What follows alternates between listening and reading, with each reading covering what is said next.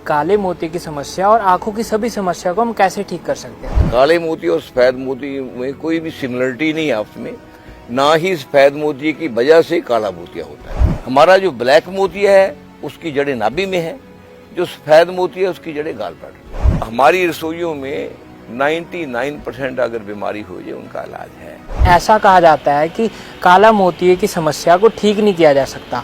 मेरे पास केस तो 25-30 हैं, कईयों की इम्प्रूवमेंट हुई है, कईयों का रुक गया है, मगर 3-4 केसों में 100% क्योर हो गया है। जिनको थोड़ी थोड़ी निगाह थी उनकी फुल 6/6 बन गई। अगर आंख प्रेशर की वजह से निगाह कम होती है तो महीने में आ जाता था। छोटे बच्चों में निगाह कमजोर होती है, अगर वो ये नुस्खा इस्तेमाल करें तो उनमें कब फर्क देखने को मिलेगा? उनमें भी मिलेगी।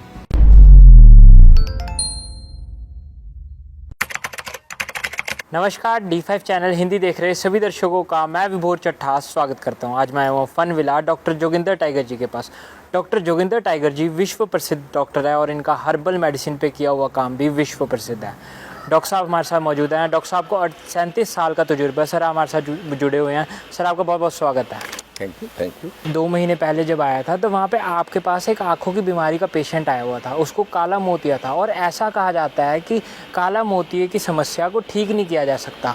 और जो एलोपैथिक डॉक्टर्स हैं वो बड़े बड़े नाम दे देते हैं इस बीमारी को और वो और लोगों के अंदर डर पैदा कर देती है। तो मैं आज आपसे ये जानना आया हूँ कि काले मोतिये की समस्या और आँखों की सभी समस्या को हम कैसे ठीक कर सकते हैं? सफेद मोतिया तो सिर्फ ये होता है कि उम्र के लिहाज से जितने जैसे उम्र बढ़ती है वैसे स्पेशली 60 साल के बाद जो आँख की लेंस है कॉर्निया जी, इसके इनर साइड एक वाइट प्रोटीन का फ्लूइड से पिगमेंट जमने लग जाता है, क्लॉट्स की तरह। वो सफ़ेद रंग का होता है। उस जमने की वजह से जो नेचुरल लेंस है उसके थ्रू आंखें देख नहीं सकती है, ठीक है। उस सफ़ेद रंग का होता है, उसको सफ़ेद मोतिया या कैटरैक्ट कहते हैं। जी, जो काला मोतिया है उसका ये होता है कि आँख के पीछे लेंस के जो हमारी ऑप्टिक नर्व है उस पर प्रेशर बढ़ने लग जाता है, फ्लूइड एडवर्स होकर रुक जाता है। वो प्रेशर बढ़ने की वजह से फिर क्या होता है, जो हमारी आँख है उसकी निगाह कम होने लग जाती है पहले। उसके बाद हमारा सिर दर्द होने लग जाता है, कई बार आँख में कई बार प्रेशर रहने की वजह से दर्द होने लग जाता है, जी मचलाने लग जाता है, जी कच्चा होने लग जाता है, कलर का थोड़ा सही अनुभव नहीं होता, आहिस्ता आहिस्ता ये होता ये फिर बीमारी में बदल जाता है। पहले तो ये सफ़ेद और काले मोती का ये फ़र्क है। काले मोती और सफ़ेद मोती में कोई भी सिमिलरिटी नहीं है आपस में। ना ही सफ़ेद मोती की वजह से काला मोतिया होता है। बहुत डॉक्टर कहते हैं ना कि अगर सफ़ेद मोतिया बहुत ज़्यादा पक जाए, बहुत मैच्योर हो जाए, ये अंदर फट जाता है, उसकी वजह से काला मोतिया हो जाता है। ये सिर्फ स्टोरी मेकिंग किस्से हैं। पहला ये जो काला मोतिया था इसको माने अक्सर कहते थे, माए अक्सर, जिसका मतलब मीनिंग होता है आब ए शाह। आब होता है पानी, शाह होता है काला, बल काला पानी, ये काला मोतिया हो गया, ठीक है नहीं। ऐसे उसको दूसरे को सफ़ेद मोतिया बोलते थे, ठीक है नहीं। ये इसके रीज़न अलग अलग हैं। जो सफ़ेद मोतिया है वो वैसे तो इसको मिस्ट्री बोलते हैं, बेसिकली ये मिस्ट्री वाली बात भी ज़्यादा नहीं है। हमारे जो सफ़ेद मोतिया है इसका रीज़न गाल ब्लैडर है जी। एक तो उम्र के साथ मोतिया होता है, बहुत बड़ी उम्र के साथ, कई बार किसी को नहीं होता। जितना बढ़िया गाल ब्लैडर ओल्ड एज तक रहेगा उतना बढ़िया आँख का ये लेंस रहेगा। जैसे जैसे ये हमारा गाल ब्लैडर की फंक्शनिंग कमज़ोर होती है, कई बार लोगों को पहले सफ़ेद मोशे हो जाता है। उसका मैंने जितना देखा है कि जिनके गाल स्टोन होता है या गाल ब्लैडर की माल फंक्शनिंग ख़राब होती है उनको अक्सर मोतिया बहुत जल्दी हो जाता है जी। उसका रीज़न भी यही होता है कि हमारी ये प्रोटीन है, जो दो बातें होती है। एक हमारी ये आँख के अंदर जिसको सलेरी मसल कहते हैं, उसका काम क्या है, हमारी बॉडी में एक मैकुला फ्लूइड, पीले रंग का फ्लूइड होता है जो उसको अपनी आँख के इर्द गिर्द भी वो पीले रंग की झिल्ली बनाता है, बहुत बारीक झिल्ली। सलेरी मसल से आगे ये हमारी पलकें हैं, इसको सिली बोलते हैं ग्रीक में। वो सलेरी मसल है, ये सिली, ये हमारे वाटर प्रोड्यूस करती है, जिससे आँख बाश होती रहती है। जब उस वाटर में अब नॉर्मलिटी शुरू हो जाती है तो क्या होता है, आँख प्रॉपर वाश नहीं होती, दूसरी तरफ उसमें वो प्रोटीन का फ्लूइड जमने लग जाता है, उससे वाइट मोतिया बन जाता है, ठीक है नहीं। और बनता ये उम्र के साथ है। काले मोतिये में क्या होता है, जो हमारा फिर ये काला मोतिये का तो रीज़न तो बता दिया कि प्रेशर होता है और क्यों कारण होता है। इसमें आँख के ऊपर एक पीली रिफ्लेक्ट करती ना, बहुत बारीक झिल्ली होती है कार्निया के शीशे के पास, वो झिल्ली रिफ्लेक्ट करना बंद कर देती है, दिखना उससे बंद हो जाता है जी। उसका रीज़न क्या है, जो काला मोतिया जो ऑप्टिक नर्व से डॉक्टर जोड़ते हैं, बेसिकली ऑप्टिक नर्व तक सीमित नहीं है, उसको ब्रेन से जोड़ते हैं। ब्रेन से तो ऑप्टिक नर्व आती है, मगर जो हमारा ओब्लागाटा जो है, जिसको हम मेडुला भी बोलते हैं, मेडुला गाटा बोलते हैं, ओब्लागाटा बोलते हैं, वहाँ से ये पेरिफेरियल सेंट्रल नर्वस सिस्टम है। ਹੁਣ हम काले मोतिये का इलाज करते हैं, आपको पता होगा, मैं आपको 2-3 एड्रेस देता हूँ जी। फुली रिकवरी हुई है।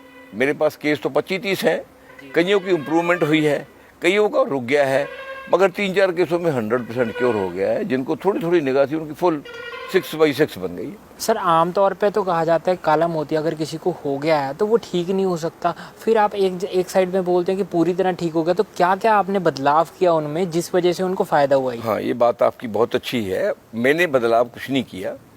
मेरी एक चीज़ मैंने लाइफ में देखी है कि जैसे इवन सफ़ेद मोतिया भी है, सफ़ेद मोतिये में जब फ्लूइड में प्रोटीन जो बढ़ता है, कटिया क्या होता, पानी ने अपने आप बाहर सारा कुछ साफ करके निकालना होता है, और फिर प्रोटीन डिपॉजिट क्यों होता है, वो क्वालिटी ऑफ प्रोटीन जो है वो घटिया किस्म का बन जाता है। काला मोतिया है, इसमें क्या होता है, हम ब्लड को प्यूरिफाई करते हैं, उसमें जो जितनी लाइंग चीज़ें हैं जिनकी वजह से जो उसको आगे फ्लूइड जिससे बनता है, जिसको हम शाह फ्लूइड कहते हैं, बन गया है, ठीक है नहीं, जहाँ उसको आबे शाह कहते हैं या माहे शाह कहते हैं, जहाँ जिसको हम ग्लूकोमा कहते हैं। ग्लूकोमा यही मीनिंग होता है कि वो काला जो है ब्लैक हो जाता है, वहाँ से रिफ्लेक्ट नहीं होता। इसलिए काला मोतिये का अगर ऑपरेशन है, अगर तो लेंस के पास ही है फिर तो ठीक हो जाएगा, अगर ऑप्टिक नर्व तक चला गया उसका कोई सर्जरी नहीं है, क्योंकि वो तो ब्रेन खोलना पड़ेगा, ब्रेन पूरा खोलेंगे तो आदमी बचेगा नहीं।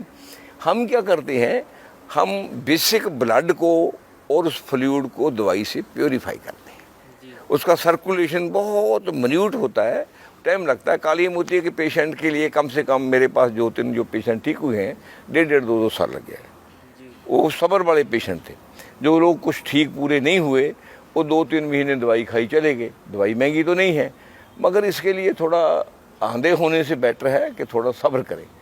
आंधे होकर भी घरे बैठना है, अगर सब्र से दवाई खाएं तो आंधे होता होता आदमी काफ़ी हद तक बच जाता है। बाकी रहा जो आप दूसरी बात करते हो सफ़ेद मोतिये की, सफ़ेद मोतिये का भी ऐसा ही है कि प्रोटीन को हम इस ढंग से उसको फ्लूइड को साफ करते हैं कि प्रोटीन कम डिपॉजिट होता है, और एक हम दवाई भी बनाते हैं उसके लिए।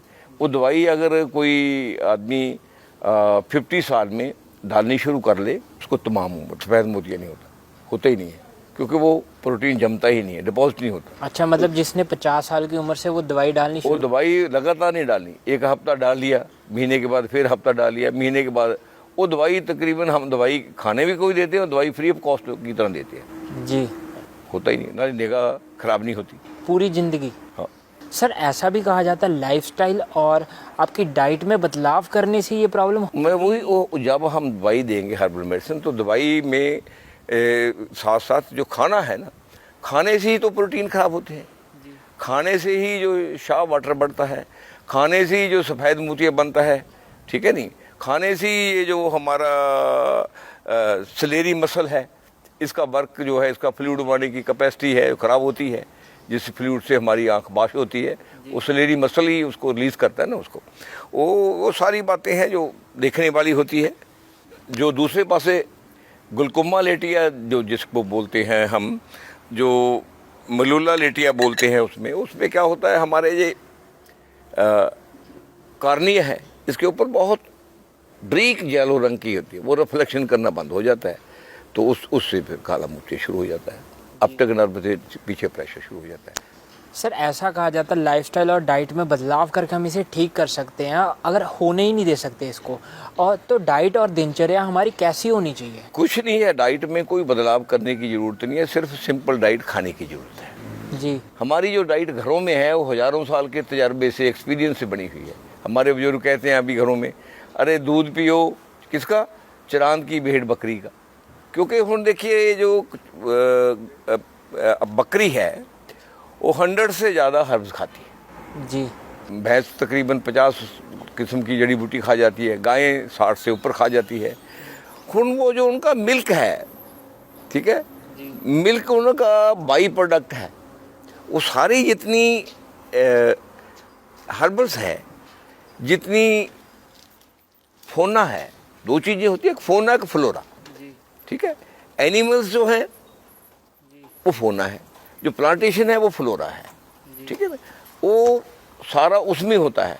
वो कंप्लीट डाइट जो है पूरी पौष्टिक है। दूध से बढ़िया खुराक धरती में बनी ही नहीं।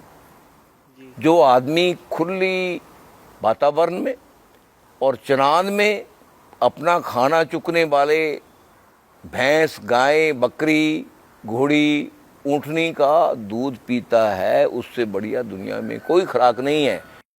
आंखों के लिए क्या करना है मैं आपको बताता हूँ। अगर आपको सफ़ेद मोतिया नहीं लेना तो आपने क्या करना है, कागजी नींबू लें, सफ़ेद प्याज लें, फटकरी की भस्म लें, ठीक है, फटकरी भस्म जानते हो जी, थोड़ा टंकन भस्म लें, ठीक है, गुलाब जल लें और कुछ नहीं, इनकी खास रेशो में मिक्स करें, डालें, आँख की बीमारी होती नहीं जी। लेंस उतार दिए किसी के, लेंस वाली आंखें बन गई, नहीं डाल दिए, उसके लिए इन्फेक्शन होती है, कुछ भी नहीं है। आपने दुनिया में आँख में डालने के लिए, मैं आज अनाउंस इसलिए कर रहा हूँ कि हमारे घर में मेरी वाइफ के लेंस डले, उसको 600 रुपये की डॉक्टरों ने देखी दवाई, उनके ना तो पानी जाने हटता ना लाल पानी। फिर उनके एक रिलेटिव से और हुआ, फिर मेरे 2 मित्रों को हुआ, मैं फिर वो दवाई बनाई। मैं जो चीज़ें डाली उनमें एक सिंपल मलट्ठी है। मलट्ठी एक ऐसी हर्ब है, उसमें एंटीबायोटिक भी है, नेचुरल स्टीरोइड भी है, एंटीपायरिक भी है। बताओ जी। कल्ले मलट्ठी को उबाल कर अगर आँख में डाल देते हो तो पानी बंद हो जाता है, क्योंकि इरिटेशन नहीं होती। अगर आप उसमें नींबू डालेंगे, लेंस डाले हुए, इरिटेशन होगी, प्रॉब्लम क्रिएट कर देगी। इतने बड़े बड़े इलाज आँख के पड़े हैं, इसमें मैं यहाँ क्या क्या डिस्क्लोज करूँगा आप सोचेंगे नहीं जी। ऐसे ही वो हमारी ब्लैक मोतिया, काला मोतिया जी, देखिए माएशा या आबेशा या काला पानी अरबी में बोलते हैं, अंग्रेजी में ग्लूकोमा कहते हैं, है ना, ये उनके लिए ऐसी ट्रीटमेंट है। उनके लिए हर्बल की बहुत बढ़िया ट्रीटमेंट है। देखिए क्या होता है, हमारा जो फ्लूइड है आँख के लिए, ये क्या है, फ्लूइड को जितना भी प्रोटीन है या जितनी भी चीज़ें हैं, फ्लूइड के साथ हमारी बॉडी में एक ब्लैक, देखा हो ना, कभी थोड़ी चोट लग जाए पानी सा निकलता है ना, वो स्किन सरफेस में रहता है जी। ऐसे ही वो ब्रीक बेन्स के सरफेस में होता है पानी, उसी में प्रोटीन होता है जी। वो जब आँख को साफ करने के जाए वो डिपॉजिट हो जाता है। हम क्या करते हैं, उसकी क्वालिटी को बढ़िया बढ़ाते हैं, वो डिपॉजिट होता नहीं जी। फिर उसके आगे जो प्रेशर भी वही बनाता है सर्कुलेशन में। आप रानोगे भी इतनी ब्रीक वो नाड़ियाँ होती है कि एक नाड़ी जो केबल आती है हमारी बॉडी के लिए, उसमें साइंटिफिकली बताया गया कि 70 लाख उसमें बेन होती है। कितनी होती है? 70 लाख। हमारे बाल जितनी है उसमें कितनी बारीकी में मिनटली गुब्बार ने काम किया हुआ है। उसको कैसे ठीक करेंगे आप? उसमें ठीक टाइम उसका फिर 30 लाख राइट तरफ, 30 है 35 तरफ जी, उससे ये चार्ज होती है, वही अपने नर्व को सप्लाई देती है जी। इसका काम वहाँ पर हमारी जो नाभि है इसमें टर्मिनल है। हमारा जो ब्लैक मोतिया है उसकी जड़ें नाभि में है, जो सफ़ेद मोतिया है उसकी जड़ें गाल ब्लैडर में है। ये सारा प्रोटीन का सिस्टम वहाँ से चलता है। ये ब्लैक शार्प का प्रेशर यहाँ से जाए। सर आप काले मोतिये का जो सेंटर पॉइंट बता रहे हो वो नाभि को बता रहे हो, तो नाभि में अगर हम तेल डालें, घी डालें, उससे फ़र्क पड़ेगा? नाभि में तेल डालने से, घी डालने से जितना नर्वस सिस्टम है सारे को फायदा मिलता है, आराम मिलता है। मगर वो नाभि से जो एक जिसको हम हमारे कपाल बोलते हैं जी या पेरिफेरियल सिस्टम बोलते हैं, कपाल सेंट्रल नर्वस सिस्टम को कहते हैं। सेंट्रल नर्वस सिस्टम ये जो आपकी स्पाइन है, ये यहाँ से ये आता है, फिर यहाँ से हार्ट को जाता है, फिर नाभि से जाता है। जी ठीक है, ये सेंट्रल नर्वस सिस्टम है। ये जब तक सेंट्रल नर्वस सिस्टम को सेंट्रल नर्वस सिस्टम किसने चलाना है? मैं पहले भी कहता हूँ, हम खाना खाएंगे, प्लाज्मा बनेगा, प्लाज्मा से ब्लड बनेगा, ठीक है, सबसे पहले फ्लूइड बनता है। हमारी बॉडी ये जो है ये पदार्थ नहीं है, हमारी बॉडी एक नेचुरल एनर्जी है, कॉस्मिक एनर्जी से कहते हैं, दूसरी काइनेटिक एनर्जी है। काइनेटिक एनर्जी के फ्लूइड से आगे पैदा किया हुआ बॉडी है जमाई हुई। क्या होता है, पहले खाने से क्या बनता है, बाकी वेस्टेज निकल जाता है। उस फ्लूइड से क्या बनता है, ब्लड, ब्लड से क्या बनता है, ये स्किन, स्किन से क्या बनता है, मीमांसा, मांस, मसल वगैरह, उनसे क्या बनता है फिर हड्डियाँ, अस्थि, बोन्स, बोन से क्या बनता है, मस, जिसको हम बोलते हैं बोन मैरो। बोन मैरो से फिर आगे क्या बनता है, उनसे फिर वीर्या, वीर्य से क्या बनता है, स्पर्म। ऐसे ही 8 स्टेज में हमारी बॉडी में फ्लूइड का प्रोटीन बनता है। वो प्रोटीन को इसलिए ठीक करने में वक्त लगता है। लोगों को एक बात का ध्यान रखना चाहिए, अपने लिए कम से कम ताज़ा धनिया, ताज़ा पुदीना, थोड़े से आलू, आलू बहुत ही धरती पे मुफीद चीज़ है, मीट से भी बढ़िया चीज़ आलू, मगर बिना खाद के, बिना दवाई के हो। आलू तो आपको बहुत कम डॉक्टरों को पता हो, 1% को। आलू बॉडी में अगर सही रूप में खाते हो, सही बनाकर, लम्स नहीं होने देता, ये गठान कहीं नहीं होने देता, रसोली नहीं होने देता, ब्लॉकेज नहीं होने देता, और ब्लड में क्लॉट्स नहीं बनने देता। ठीक है, क्या कमाल की बात है। सर इसको इस्तेमाल कैसे करना है आलू को?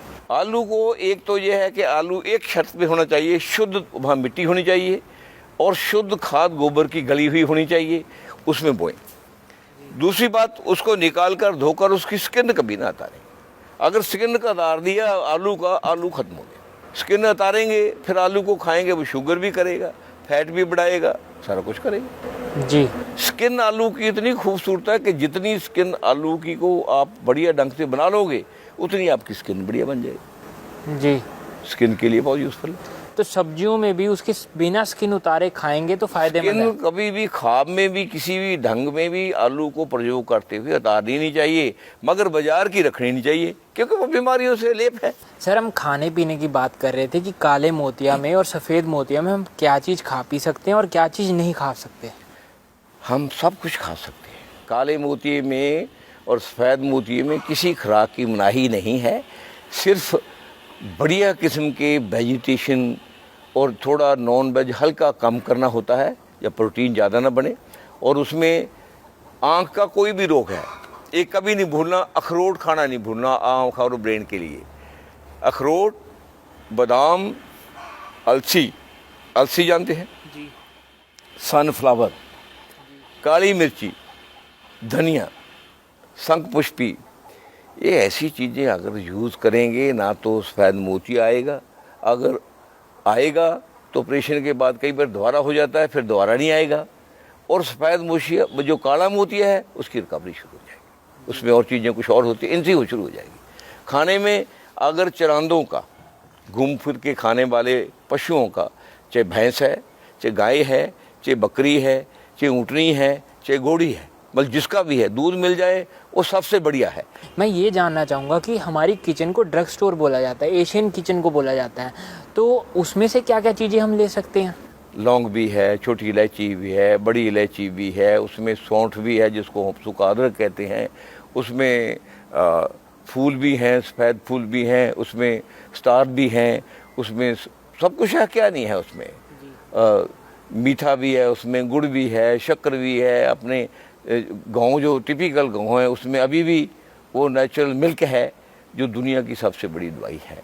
उसमें हमारे खेतों का साग भी है, उसमें सब्जी भी है, पालक भी है, उसमें चलाई भी है, बाथू भी है, उसमें लहसुन भी है, क्या नहीं है हमारी में तकरीबन हमारी रसोइयों में 99% अगर बीमारी हो जाए उनका इलाज है। आम तौर पर जब खाना खाया जाता है तो उसमें चटनी का जिक्र किया जाता है, तो कौन सी चटनी खा सकते हैं हम जिससे कि निगाह कमज़ोर ना हो, का आँखों में फ़र्क दिखने को मिले और काला मोतिया और सफ़ेद मोतिया में भी फ़ायदेमंद। बहुत अच्छा कहा आपने। देखिए, चटनी में आज नहीं पहले से ही लहसुन, ठीक है, जिसको गार्लिक बोलते हैं अंग्रेजी में, थोम भी बोलते हैं, जिंजर जिसको अदरक भी बोलते हैं, आपको तो पता होगा जी।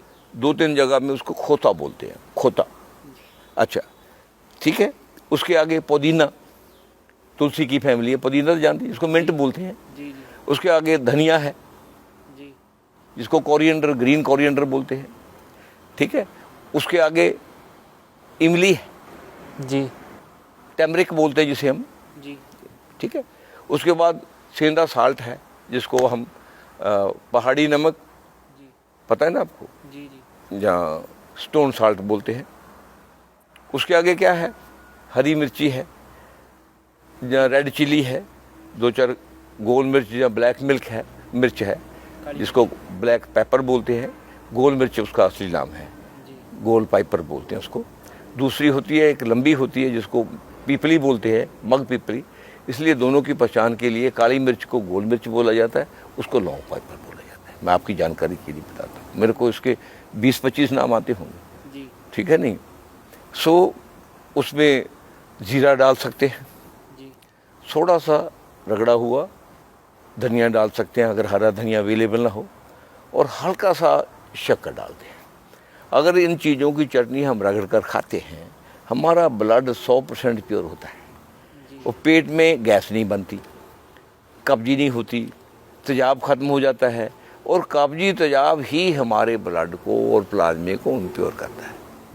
इसलिए ये चटनी जो आप कह रहे हैं, ये आँखों की रोशनी के लिए, काले मोतिये के लिए, चीटे मोतिये को बढ़ने के रोकने के लिए बन तो जाता है उम्र के साथ, मगर अगर आपको चीटा मोतिया 60 साल में बढ़ना है, 80 साल में बढ़ेगा, इतना फ़र्क डाल देते हैं, ड्यूरेशन कम हो जाती है। उसके बाद जोड़ों के दर्द के लिए, आपकी इंटेस्टाइन के लिए, आपके लीवर के लिए बहुत मुफीद है। आईसाइट के ऊपर बात कर रहे थे, काले मोतिया के बारे में बात करी हमने, सफ़ेद मोतिया के बारे में बात करी, तो एक जिक्र आता है जूसेस का, एक जिक्र आता है काढ़ों का। तो जूसेस में कौन से जूस ले सकते हैं, काढ़े में कौन से काढ़े बना सकते हैं? देखिए, अगर आपका डाइजेशन ठीक है, फिर never try to take the juice की काढ़ अमेरिका की है। अमेरिका में एक बहुत बड़ा 1000 मील में ऑरेंज का बाग था, उसकी मार्केटिंग नहीं हो रही थी। उसने कार्ड निकाली कि ऑरेंज को प्रिजर्व कैसे किया जाए। उसने था तो जगह जगह पे तो वो स्टॉल लगाए, और उसके बाद उसको बोतलों में प्रिजर्व करा, फिर उसको मार्केटिंग वालों को दे दिया, फूड वालों, उन्होंने जूस का शुरू किया। उसके बाद जूस की एडवर्टाइजमेंट शुरू हुई, जूस तब मार्केट में आया। ये हमारे पास क्या थे, संतरा, माल्टा, किन्नू, मौसमी जितने थे, इनको हम ऐसे खाते थे। और जब संतरा माल्टा को हम फाइबर के साथ खाते हैं, हमें कॉन्स्टिपेशन भी ठीक होती है, हमारी ब्लड ज़्यादा प्योरीफाई करता है, और उसके फाइबर में कई चीज़ें जो होती है जो जूस के कारण वो निकाल कर वो वेस्ट कर देते हैं, वो मिनरल्स पदार्थ और चीज़ें, उसमें कैल्शियम जो है ज़्यादा उसी में होता है, वो ख़त्म हो जाता है। जिसकी स्किन को फेंकेंगे निकाल कर, वो दरअसल कैल्शियम और विटामिन डी का सोर्स होती है। सर, कई लोग ना कमेंट बॉक्स में ये भी लिखते हैं कि गाजर, चुकंदर, इसका जूस बना के जो पीते हैं आंवला डाल के, ये बहुत फ़ायदेमंद होता है। गाजर आज से 15 दिन के बाद 4-5 रुपये किलो हो जाएगी, ठीक है। चुकंदर 4-5 रुपये किलो हो जाएगा, ठीक है। आंवला जो है देसी लेना है 20, 25, 30, 40 रुपये किलो होगा। काबली आंवला लेना है वो 80 रुपये किलो होगा, ठीक है। आंवला ज़्यादा नहीं डालना चाहिए, लोगों को पता नहीं है, लालच करते हैं। जब आप जूस निकालते हैं, 1 काबली आंवला या 2 देसी आंवला, मोर देन सफिशिएंट फॉर बंस। 2 आंवले डालें। 2 आंवलों की कीमत जो देसी है उनकी ज़्यादा से ज़्यादा बहुत ही तेज़ी में ले लें 1 रुपया, ठीक है, 1 रुपए की गाजर डलेगी, समझाए, 200 ग्राम गाजर डलेगी। और चुकंदर जो है गाजर का चौथा हिस्सा डालना चाहिए, चुकंदर ज़्यादा नहीं डालना चाहिए। चुकंदर ज़्यादा डालने से कई बार बीपी लो रहने लग जाता है, वो हमारा खून तो बहुत बनाता है, चुकंदर बीपी को बहुत डाउन करता है। इसलिए हमारा अगर कोई ब्लड प्रेशर का मरीज है, ब्लड प्रेशर की दवाई खा रहा है, उसको सबसे पहले ब्लड प्रेशर चेक करते रहना चाहिए चुकंदर खाते हुए। अगर चुकंदर को आप लगातार मेरे कहने से 200 ग्राम जूस पिए, 10 दिन के बाद देखेंगे आपका बीपी डाउन रहने लग जाएगा। और जिस दिन चुकंदर पिएंगे, अगर आपका बीपी 140 है ऊपर वाला, निचले वाला 90 है, तीसरे चौथे दिन वो बीपी 130/85 आ जाएगा। इसलिए चुकंदर खाने वाले को एक चीज़ का पूरा ध्यान रखना चाहिए कि अगर वो बीपी का पेशेंट है, अगर बीपी की दवाई ले रहा है तो बीपी जरूर चेक करता रहे, उस हिसाब से बीपी की दवाई कम करता रहे। इसलिए चुकंदर, गाजर, मैं इसलिए बता रहा हूँ, और आंवला, ये सारे का अगर आपने 300 ग्राम जूस बनाना है 2.5 रुपये में बनता है। इसलिए जो गाजर, चुकंदर और आंवला है वो डाल लें, संतरे की भी जरूरत नहीं। अगर हो सके उनको एक फाइबर वाली मशीन आती है, वो दर्द करके जूस बना दिया, वो क्रीम जैसा बना देती है, सीधा खा ले। कई लोग ये भी बोलते हैं कि जो ये गाजर, चुकंदर और आंवले वाला जूस है, इसमें अदरक भी डालनी सही होगी। अदरक डाल सकते हैं। अदरक डालने से ऐसा होता है, जैसे गाजर है, आंवला है, इनकी तसीर जो है जब पीते हैं सर्दी में थोड़ी ठंडक लगाती है, ठीक है। बगैर जब हम अदरक डाल देते हैं तो उसका तसीर जो है सर्कुलेटरी गर्म हो जाती है, उसका सर्कुलेटरी कोल्ड हो जाती है। इसलिए अगर अदरक डालें अच्छा रहता है। सर, ये तो आपने बता दिया कि क्या चीज़ करनी है, क्या चीज़ नहीं करनी। मैं ये जानना चाहूँगा, कोई काढ़े भी हैं इसके रिगार्डिंग? ये सलेरी फ्लूइड को और सलेरी मसल को चार्ज करने वाले क्या क्या है, मैं आपको मोटिव करूँ। गोरखमुंडी है, गोरखमुंडी, ब्रह्मडंडी है, पुनर्नेवा है। पुनर्नेवा का मतलब जो नवे जन्म बना देता है, पूरे जन्म में ले जाता है। गोखरू है उसमें, बकापा मन्योरी है, ब्रह्मी बूटी है, ठीक है, और शंख पुष्पी है, जटामांसी है, देसी धनिया, ये जो बाड़ों वाला आता है ये नहीं, देसी धनिया, काली मिर्ची है, ठीक है। वो कितनी चीज़ें हैं, जब इनके काढ़े लेंगे ब्लड भी प्योरीफाई होगा, ब्रेन भी चार्ज होगा, और आंखों का जो फ्लूइड है जिसके कारण वो पिगमेंट जमता है प्रोटीन का, वो नहीं जमता। और तीसरा, जिसको हम माए साल, आबेशा या काला पानी या ग्लूकोमा कहते हैं, उसको भी साफ कर देता है, ऐसा ऐसा ब्रेन से ठीक होने लग जाता है। सर, ये चीज़ें इस्तेमाल करने से लोगों को कितने दिनों में फ़र्क देखने को मिल जाएगा? देखिए, अगर तो इसको हम आबेशा, जिसको मैं बोला है, काला पानी या ग्लूकोमा वगैरह, उसमें यूज़ करते हैं, कुछ समय लगेगा।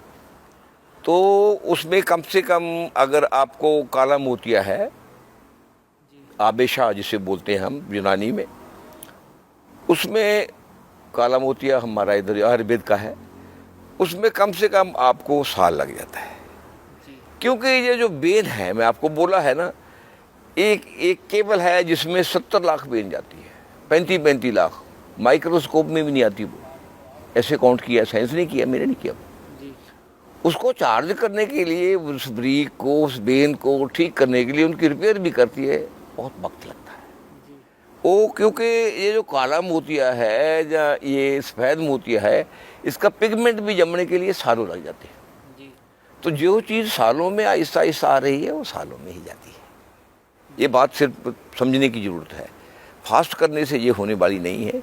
क्योंकि इतना ये मिन्यूट और ब्रीक सिस्टम है, इसको मिन्यूटली और ब्रीकी से ही देखना पड़ता है, उसी से ही समझना पड़ता है, उसी से ही ट्रीट करना पड़ता है। जी सर, आई साइट में कितना फ़र्क देखने को मिल जाएगा लोग? आई साइट में बहुत फ़र्क पड़ता है। देखिए, मैं आपको बताता हूँ, मेरी 3 नंबर की ऐनक थी बहुत पहले, मेरा एक्सीडेंट हो गया था, 2 एक्सीडेंट हुए मेजर, ठीक है। अब देखिए, मेरे को लाए, ये मैं सारा पढ़ लेता हूँ ऐसे। जी, 17 साल की उम्र है, मेरे को पढ़ा ले, बोलिए क्या पूछना है इससे। जी, यही फ़र्क पड़ता। और असर कितने दिनों में देखने को मिल जाएगा आई साइट के पेशेंट? आई साइट का जो आम सिंपल जो इनका ये पिगमेंट जिसे बोलते हैं, फ्लूइड पिगमेंट का जो असर है, वो तो इट विल टेक टाइम। अगर आंख प्रेशर की वजह से निगाह कम होती है तो महीने में आ जाता है। और आमतौर पर जो छोटे बच्चों में निगाह कमज़ोर होती है, अगर वो ये नुस्खा इस्तेमाल करें तो उनमें कब फ़र्क देखने को मिलता है? उनमें भी मिलेगी, उनमें भी। उसमें थोड़ी सी आयरन की मकदार बढ़ा लेनी चाहिए, जिससे ब्लड और बढ़िया बनता है, और उसको ज़रूरत होती है बच्चों को। आयरन की मकदार कैसे बढ़ा सकते हैं सर? देखिए, आयरन जो है चुकंदर में बहुत होता है, औले में बहुत होता है। तो ये जूस पीने से ही उनकी आयरन की कमी पूरी? एक बात कभी नहीं भूलना चाहिए, कोई भी ब्रेन की बीमारी है, कोई भी आँख की बीमारी है, अखरोट से बढ़िया कोई चीज़ नहीं है।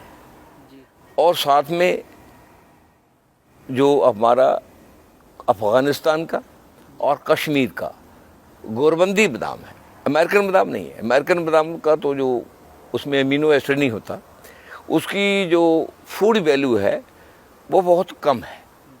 उससे तो मूंगफली 3 गुना बढ़िया होती है। ठीक है, इसलिए ये चीज़ों को सेलेक्ट करने के लिए हमें टोपोग्राफिकली, जियोग्राफिकली पता होना चाहिए किस हर्ब में क्या है। जैसे हम कण की बात करते हैं, गेहूं की बात करते हैं, जो गेहूं एमपी की है उसकी वैल्यू हो रहा है, जो पंजाब की है जो और है ना, जो रशिया की है उसकी वो हो रहा है। हम बात एक जगह गेहूं की करेंगे। हम जो यहाँ भैंस हमारी चल रही है, उधर मेरा एक दोस्त है उसकी बकरियाँ चल रही है, हम उसकी दूध की बात करेंगे, जो शेड में बकरी है उसकी वैल्यू दूध की ज़मीन और आसमान का 100 का फ़र्क है। सर आपने अखरोट के फ़ायदे बताए, वो ब्रेन के लिए फ़ायदेमंद बताया आपने और आँखों के लिए फ़ायदेमंद बनाया, तो अखरोट को कैसे लेना है?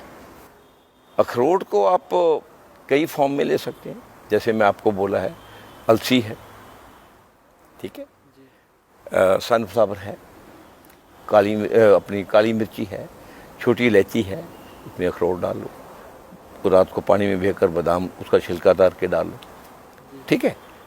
उसमें अगर डालने हैं चारों मगज भी डाल लो, 4 ग्राम 1 ग्राम सारों को डालकर उसमें थोड़ा दूध डाल लो, इतना मिक्सी में रखो, उसको महीन ग्राइंड करो, ग्राइंडर वाली मिक्सी से, जिसे हम चीज़ को रगड़ते हैं, वो एकदम मलाई जैसा बन जाएगी। ठीक है, 20-30 ग्राम दूध वहाँ बार ले, 250-300 ग्राम वो जिसमें उबालना उसमें रखो, वो उसको वही दूध डालकर अच्छी तरह घोलो, उसको सारा उसमें अच्छी तरह घोल के सारा दूध से बाहर डाल दो, थोड़ा बहुत जो रह जाए इतना पानी डालो, उसको हिलाकर डाल दो, उसको फिर आराम से सिम सेक पे, सबसे कम से, दूध को कभी 100 डिग्री से ऊपर नहीं उबालना चाहिए। जो सिम सेक वाला है बर्नल, उस पर रख दो, 70-80 ग्राम की वो टेम्परेचर होती है वहाँ दूध 10-15 मिनट उबलता रहे। क्या होगा, जो दूध में बेसिक इंग्रेडिएंट्स हैं वो उन चीज़ों को, फ्लेवर को, उनको अपने में ग्रहण करेंगे, एक दूसरे में मिक्स हो जाएंगे, तो फिर वो जब पिएंगे हम, एक तो स्वादिष्ट बहुत लगेगा, ठीक है, अगर ऐसे डालकर पिएंगे स्वाद नहीं बनेगा, वो आप कभी वो देखना, स्वादिष्ट बहुत बनेगा। दूसरा, जब बॉडी में उसका प्लाज्मा बनेगा, बॉडी उसको सेकंड में हजम कर देगी। वो जो आपने अखरोट वाली जो नुस्खा बताया था, वो एक बार हमारे को वापस से बता दीजिए। चारों मगज ले लें, बाज़ार में मिल जाते हैं, अखरोट ले लें, गुरबंदी बादाम, अमेरिकन बादाम नहीं है, गुरबंदी बादाम जो अफ़गानिस्तान के या कश्मीर में है वो ले लें, गोल मिर्ची जिसको ब्लैक पेपर कहते हैं वो ले लें, छोटी इलायची ले लें, अलसी ले लें और सनफ्लावर ले लें। अगर मिल सके सीताफल, उसके बीज ले लें, अगर मिल सके, वो डुप्लीकेट मिलते हैं, क्योंकि सीताफल मैं इसलिए कह रहा हूँ कि वो दुनिया का सबसे बढ़िया कैंसर की दवाई है जी। उसके बीज, ये काफ़ी चीज़ें मैं आपको डिस्क्लोज कर देता हूँ, बहुत चीज़ें हैं हमारे पास। ये जो कैंसर के पेशेंट क्योर होते हैं, इसका रीज़न है, बहुत बड़ी विजडम का सेंटर है ये ऐसा वैसा नहीं सेंटर नहीं है ये। उसमें क्या करना है, उम्र के हिसाब से, अगर कोई छोटा बच्चा है 10 साल से छोटा है, उसको अखरोट का चौथा हिस्सा डालना है, ठीक है। अगर बच्चा 13 साल का है, उसको आधा अखरोट, अगर ऊपर है तो पूरा अखरोट भी डाल सकते हैं, नहीं आधा रूटीन में लेना है, आधा काफ़ी। गुरबंदी बादाम 4 से 5, ज़्यादा ना डालें, बादाम की तसीर और अखरोट की गर्म होती है, थोड़ा फिर तंग भी करते हैं। गुरबंदी बादाम को रात को पानी में भेलें, सुबह उसका छिलका उतारें, डाल लें जब बनाते हुए। 4 काली मिर्च, 1 छोटी इलायची, एक चमचा 4 ग्राम का, चारों बादामों का 1-1 ग्राम, न चारों मगजों का 1-1 ग्राम, 1-1.5 ग्राम अलसी के बीज, 1-1.5 ग्राम सनफ्लावर के बीज, ठीक है, समझे ना मेरी बात। 2 छोटी इलायची या 1 छोटी इलायची खोलकर उसके दाने, ये मिक्सी में डाल लें। अगर खसखस है तो आधा चमचा खसखस भी डाल लें। खसखस जानते हैं, अफीम बीज जिसे कहते हैं, बहुत गुनाहकारी है। अफीम बीज बेसिकली जो हमारी बेन्स में क्लॉट्स बनते हैं और पेन होती है, सबसे बढ़िया दवाई है उसकी, वो डाल लें।